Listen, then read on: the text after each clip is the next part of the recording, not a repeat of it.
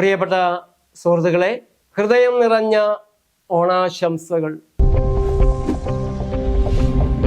ആരോഗ്യകരമായ ജീവിതത്തിൻ്റെ ഏറ്റവും പ്രധാനപ്പെട്ട അടിത്തറ എന്താണ്? ഒരു ശരീരം ആരോഗ്യകരമായിട്ടിരിക്കുന്നതിൻ്റെ ഏറ്റവും പ്രധാനപ്പെട്ട കാര്യം എന്താണ്? നല്ല വായുവാണ്. നല്ല വായുവാണ് ഒരു ശരീരത്തിൻ്റെ ആരോഗ്യത്തിൻ്റെ ആദ്യത്തെ അടിത്തറ.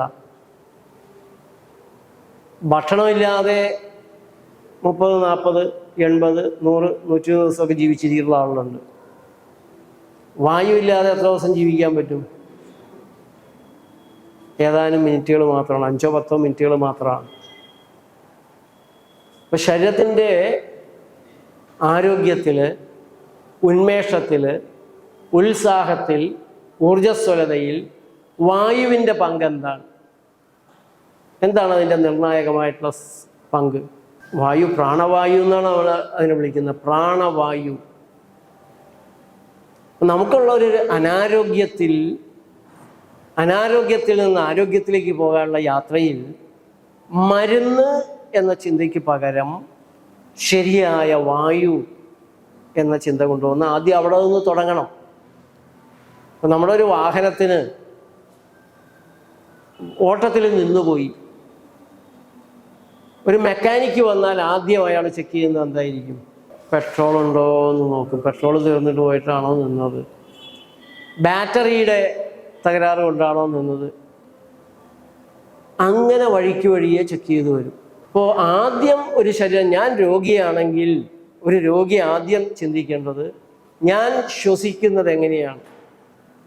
ഞാൻ ശ്വസിച്ചാൽ എൻ്റെ ഉള്ളിലേക്ക് കടക്കുന്ന വായു ഏത് ക്വാളിറ്റിയിലുള്ളതാണ്? ആ വായുവിൻ്റെ ക്വാളിറ്റി, വായു എടുക്കുന്ന തലം, എത്രത്തോളം വായു ഞാൻ സ്വീകരിക്കുന്നുണ്ട്? ഈ ചിന്ത, അതിൽ നിന്ന് തുടങ്ങി വഴിയെ ചില ചിന്തകളിലേക്ക് നമ്മൾ വരണം. അടുത്ത ചിന്ത എന്താവണം? വെള്ളമാവണം. വെള്ളം. ഞാൻ ശരിയായ അളവിൽ വെള്ളം കുടിക്കുന്നുണ്ടോ? എൻ്റെ ശരീരത്തിൻ്റെ ആവശ്യത്തിനുള്ള വെള്ളം കുടിക്കുന്നുണ്ടോ? ആ കുടിക്കുന്ന വെള്ളം തന്നെയാണോ? അതോ വെള്ളമല്ലാത്ത, വെള്ളത്തിൻ്റെ ഗുണം ചെയ്യുന്നതിന് പകരം ദോഷം ചെയ്യുന്ന വെള്ളങ്ങളാണോ? നമുക്ക് വെള്ളമടി 2 രീതിയിൽ വെള്ളം അടിക്കാമല്ലോ. സർക്കാരിൻ്റെ വെള്ളമടിയാണോ? പ്രകൃതിയുടെ വെള്ളമാണോ എന്ന് നമ്മൾ ചെക്ക് ചെയ്യേണ്ടതുണ്ട്. ഞാൻ കുടിക്കുന്നത് നല്ല വെള്ളമാണെങ്കിൽ പോലും കുടിക്കേണ്ട രീതിയിലാണോ കുടിക്കുന്നത്? കുടിക്കേണ്ട സമയത്താണോ കുടിക്കേണ്ടത്? ചിലരുടെ വിചാരം കാലത്ത് എഴുന്നേറ്റ് 1.5 ലിറ്റർ വെള്ളം കൊണ്ട് കുടിച്ചാൽ മതിയായി എന്നാണ്.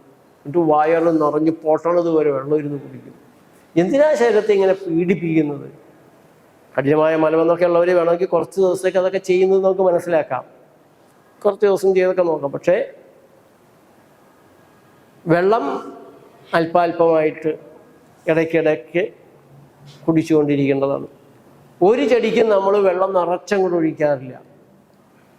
എൻ്റെ ആവശ്യത്തിന് ഒഴിക്കും, പിന്നെ ഇടക്കൊന്നുകൂടെ ഒഴിച്ചാൽ. മൂന്നാമത് ചെക്ക് ചെയ്യേണ്ടത് എന്താണ്? നമ്മളുടെ രോഗത്തിൻ്റെ കാര്യത്തിൽ, അനാരോഗ്യത്തിൻ്റെ കാര്യത്തിൽ മൂന്നാമത് നമ്മൾ ചെക്ക് ചെയ്യേണ്ടത് എന്താണ്? മൂന്നാമത് മാത്രമേ ആഹാരം വരുന്നുള്ളൂ. ആഹാരം, ഞാൻ കഴിക്കുന്ന ആഹാരം തന്നെയാണോ അതോ ശൂന്യാഹാരമാണോ?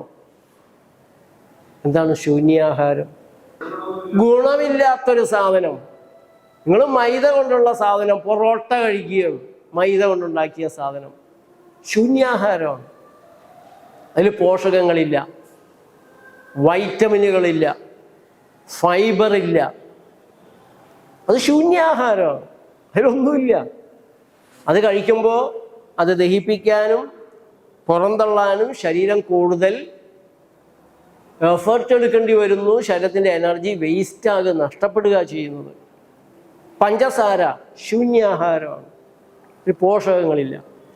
പോഷകങ്ങളില്ല എന്ന് മാത്രമല്ല, ശരീരത്തിലെ കാൽഷ്യം, ഫോസ്ഫറസ്, വൈറ്റമിൻ B12 അതെല്ലാം വലിച്ചൂറ്റിയെടുത്ത് മാത്രം ദഹിക്കുന്ന ഈ അപകടമില്ലാതിരിക്കാൻ, ഇതിനെ ഒന്ന് കൈകാര്യം ചെയ്യാൻ നഷ്ടക്കച്ചവടമാണ് ശരീരത്തിന്. ഇൻഫ്ലമേഷൻ ഉണ്ടാക്കും.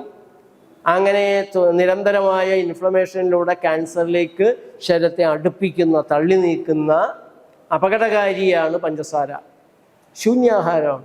ശൂന്യാഹാരവുമല്ല, അപകടാഹാരമാണ്. ദ്രോഹഭക്ഷണം, ദ്രോഹഭക്ഷണം, ഡീപ് ഫ്രൈഡ്, മുരിച്ച് കടിച്ചു തിന്നാൻ നല്ല രസമാണ്. ടങ് ഫ്രണ്ട്ലി ആകരുത് ഭക്ഷണം. ആകുന്നതുകൊണ്ട് കുഴപ്പമൊന്നുമില്ല. പക്ഷേ ടങ് ഫ്രണ്ട്ലി ആയിരിക്കുന്നത് പോലെ തന്നെ സ്റ്റൊമക്ക് ഫ്രണ്ട്ലിയും ബ്ലഡ് ഫ്രണ്ട്ലിയും ഓർഗൻ ഫ്രണ്ട്ലിയും, ഓർഗനിൽ നിന്ന് ഭക്ഷണം ടിഷ്യൂവിലേക്ക് പോഷകങ്ങൾ കയറുമ്പോൾ ടിഷ്യൂ ഫ്രണ്ട്ലിയും, ടിഷ്യൂവിൽ നിന്ന് സെല്ലിലേക്ക്, കോശങ്ങളിലേക്ക്, അതാണല്ലോ എയിം, എൻഡ് പോയിന്റ് സെല്ലാണ്.